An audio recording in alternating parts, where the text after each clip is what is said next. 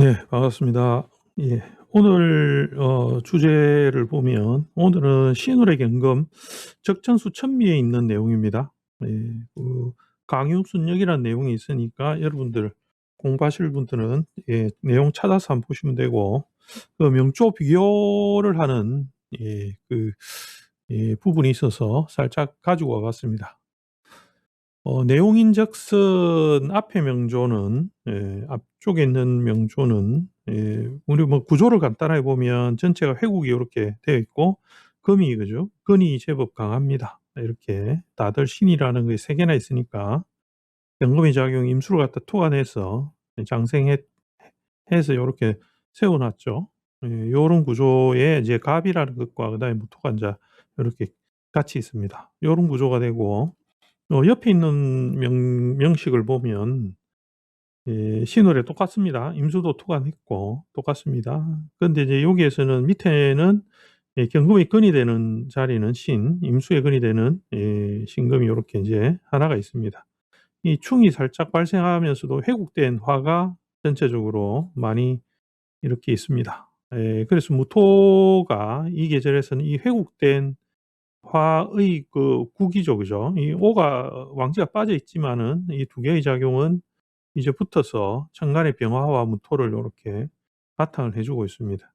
이런 구조의 두 개의 구조를 어떻게 관찰하느냐에 대한 이 차이점에 대한 예 그 이 관찰을 오늘은 주제로 한번 삼아서 이야기를 한번 나눠 보겠습니다. 팔자의 우리가 구조를 볼 때는 보통 이제 격을 기준으로 해서 대략 살피게 됩니다. 똑같이 인제 이 두 가지는 다 뭐 어쨌든 록을 바탕으로 했죠. 바탕은 글록이라는 신의 경금이기 때문에 바탕을 하고 있습니다. 임수도 같이 투관했습니다.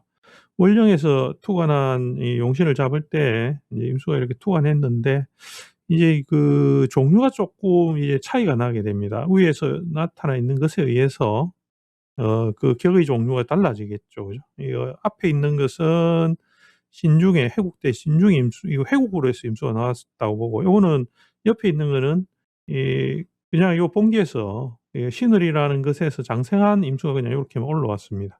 그래서 임수의 그 품질도 좀 차이가 납니다. 강하기의 차이가 있죠. 그죠? 그는 신에서 하지만 이런 회국된 상태에서 올린 것과 회국되지 않은 상태에서 올린 것은 차이가 있습니다. 그리고 또 하나는 이제 무토가 식신격을 방해한다고 하면 그래 록격으로 돌아가겠죠. 그죠? 그러나 이제 이거는 그 방해하는 무토를, 식신격을 방해하는 무토를 제어하는 간목이 옆에 있습니다. 그래서 제어하면서 식신격을 성립시키죠. 요렇게 하는 구조가 되었고, 옆에 있는 경우는 임수가 토관했는데 무토가 병화의 생조를 받으면서 회국된 상태가 밑에서 중하니까 무가 힘을 얻고 있습니다. 그렇기 때문에 임수의 이 작용력을 제어하는 작용으로 했기 때문에 이거는 식신격이 불발되었죠. 그죠? 박격이 되었습니다. 그래서 그대로 록격을 이루게 되죠. 그죠? 그래서 인제 이 격을 식신격을 이루게 하는 이 작용으로서 어 이 식신격을 인제 이루게 한다라고 할 때는 결국은 인제 어떤 작용을 해야 되냐면, 이 병화와 무토의 관계에서 이 무를 일단 제거하는 데서 그 어떤 식신격이 살아나겠죠. 병화가 있는 거에서는 임수가 식신격을 방해받지는 않습니다.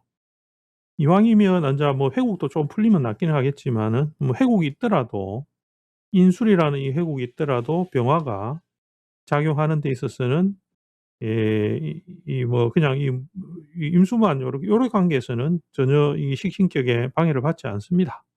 예. 그러나 인제 이 회국된 건 사실 부담이죠. 그죠? 부담이지만 재성을 이렇게 올리는 경우, 그래서 요지를 이렇게 이야기를 해 보면 이럴 수 있습니다. 지지의 회국이 되는 부분은 제가 앞전에도 한번 이야기를 했지만, 요렇게 인제 인오술이라는 이렇게 이 작용을 삼아 화를 이제 이렇게 하면 항상 이 작용에서는 토 작용을 같이 봐 줘야 됩니다.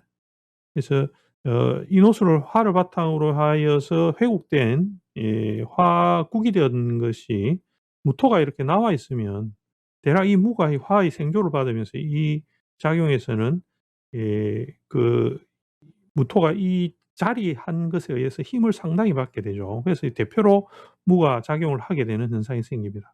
기토가 있더라도 비슷하게 되죠. 그죠? 밑에서 화의 작용이 강하면, 삼합으로의 작용이 강하면 생조를 받게 됩니다. 물론 바탕이 어느 자리가 있느냐에 따라 좀 달라지긴 합니다. 오가 중심으로 되어져 뭐 인이 없다든지 술이 없다든지 해서 오를 중심으로 회국을 반합을 할 경우에는 기토의 그 작용이 상당하겠죠. 이 회국이 빠진 상태에서도 인에서 장생하고 술에 바탕한 무토가 상당하게 그 근을 자리하게 됩니다. 그래서 이제 두 번째 명조 같은 경우에는 무토의 작용력이 우리가 상당하다는 것을 알 수가 있습니다. 그래서 식신격이 대체로 방해를 받죠. 그래서 앞에 사주는 대체로 앞부분에 좀 안 풀리다가 그 개축대운부터 들어오면서 대략 좀 발복해서 돈을 많이 벌었다 합니다. 적정 천미를 보시면 내용이 자세하게 있으니까 그거 한번 읽어보면서 찬찬히 보시기 바랍니다. 그다음에 이제 요 사주는 살아온 것은 대략 그죠? 어떻게 살았냐면 한 50 정도 될 때까지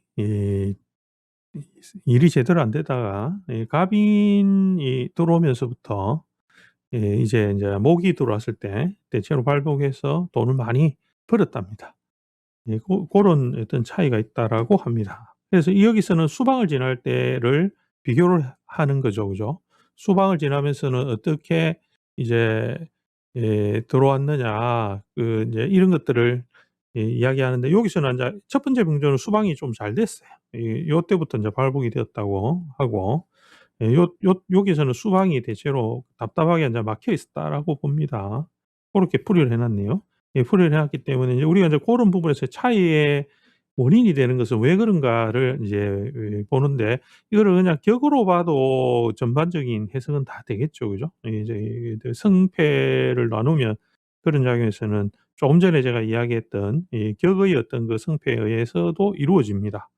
그래서 식신격이 어느 작용이 뭐 첫 번째 명조 같은 경우에는 일간이 강하고 누술로서 이 작용을 하는데 제어하는 맛이 있고 수가 거기서 근을 얻으면서 들어가기 시작하면서 됐기 때문에 점차 이제 좋아지는 모양으로서 발복을 하죠. 그죠? 두 번째 명조 같은 경우에는 이제 아까 이야기했듯이 식신이 도식되는 형태가 되고 병화나 이런 것들은 전부 다 병관칠살이 재생 이 제세 저 살 살인으로 돌아가면서 그죠? 편인을 식신을 제어하는 것에 작용을 더 많이 하게 되죠. 이제 고런 부분에서 관찰을 해서 승패를 보면 목이 올 때는 대략 이 제어력이 생기게 됩니다. 그러면서 식신격이 살아나는 현상이 생기죠. 그죠?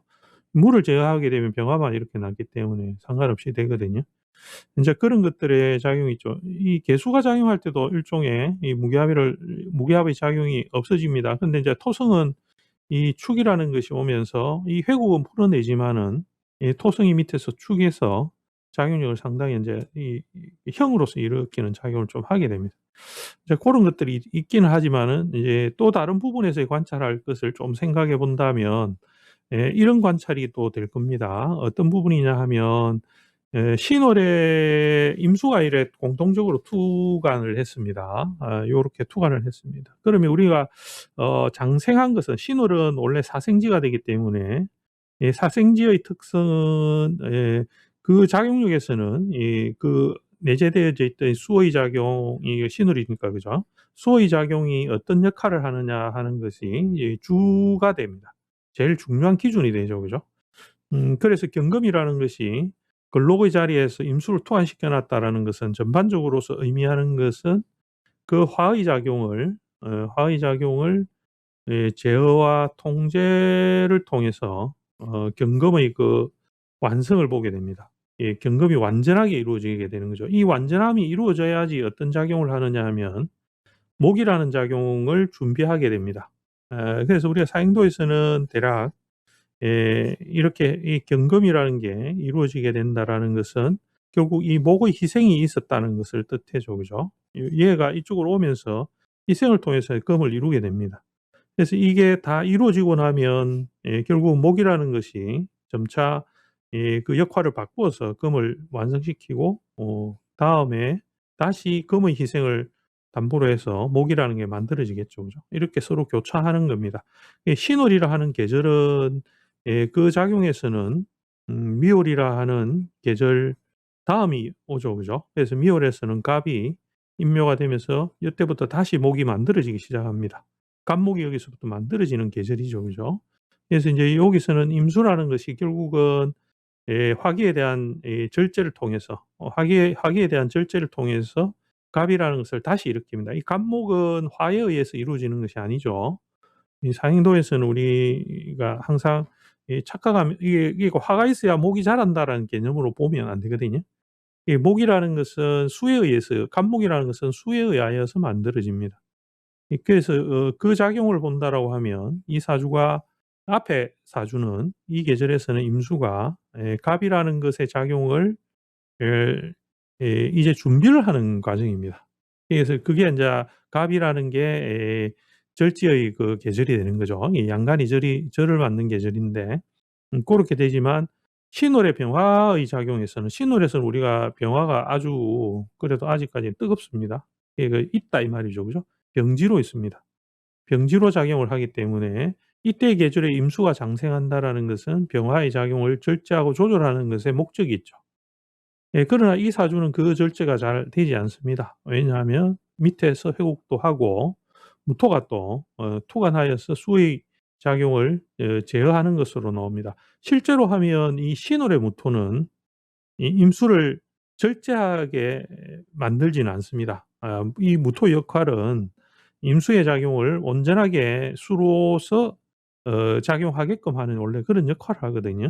근데 화가 많아지면 그 작용을 많이 줄이게 됩니다. 그래서 이 여기에 있는 무토는 여기에 있는 무토와 역할이 다릅니다. 두 개가 완전히 다르겠죠, 요게. 그것은 이 무토들이 바탕하는 자리의 문제가 됩니다. 계절의 작용도 계절의 작용에서는 동일하게 무토의 작용이 그 역할이 동일한 것처럼 보이지만 무토를 일으켜 세워주는 이 자리들은 각각 다릅니다. 예. 그렇기 때문에 이 무의 역할이 달라지는 거죠. 그죠? 예. 그래서 인자 크게 보면 임수가 토관했기 때문에 어떻게 이 임수들이 어떠한 역할을 하는가에 따라서 결국은 이 희비가 이제 달라지게 되는 겁니다. 그래서 수가 이렇게 오더라도 결국은 이 구조가 수를 받아들이는 작용에서 수를 배척하는 작용이 훨씬 더 많았기 때문에 그게 더디죠. 그런데 결국은 목이라는 것이 계축을 기준으로 하면 이쪽으로 보면서 금이 이제 들어가면서 목이라는 것이 형성이 됩니다. 갑인으로 이렇게 들어가면서 그죠? 두 번째 명조. 그렇게 들어가면 전반적으로 목이라는 것이 이루어지게 되면 결국은 이 화와 그다음에 이 토의 작용이 감소하게 됩니다. 절제되고 감소하게 되죠. 그런 작용을 통해서 이제 그 금이 자기의 역할을 다르게 변형시키는 겁니다. 그래서 앞에서 이야기한 이 이야기하고도 같습니다. 요 이야기하고도 같습니다. 금이라는 것은 목을 이룸으로써 자기 모양을 바꾸거든요. 바꾸고 변경하고 목이라는 것은 금을 이룸으로써 자기 모양을 변경하고 바꾸는 거죠. 그죠? 인제 그러한 내용이 여기에 숨어 있습니다. 숨어 있기 때문에 고거를 관찰을 잘하게 되면 이 두 개가 가지는 차이점을 또 깊이 있게 이해할 수 있는 부분이 있습니다. 그래서 이런 부분을 쪼끔 이제 생각을 해 보면서 요 두 가지를 명식을 비교하면서 한번 생각해 보시기 바랍니다. 오늘 다소 쪼끔 어려운 내용일 수도 있습니다. 그러나 찬찬히 한번 명식 두 개를 놓고 비교를 해 보시면 '아 이런 이유가 있구나.' 요렇게 쪼끔 더 이해하지 싶습니다. 자세한 내용을 아시고 싶으면 제가 카페를 하나 지금 오늘 링크를 만들어서 링크를 하나 이렇게 걸어 드리도록 하겠습니다. 거기에 들어가면 제가 글로 요렇게 표현해 놓은 부분이 있습니다. 예. 그 읽어 보실 수 있도록 해 놨으니까 쪼끔 이해하기 어려운 부분이 있을 수는 있으나 하여튼 고렇게 한번 참고로 보시기 바랍니다. 하여튼 오늘은 여기까지 하겠습니다. 감사합니다.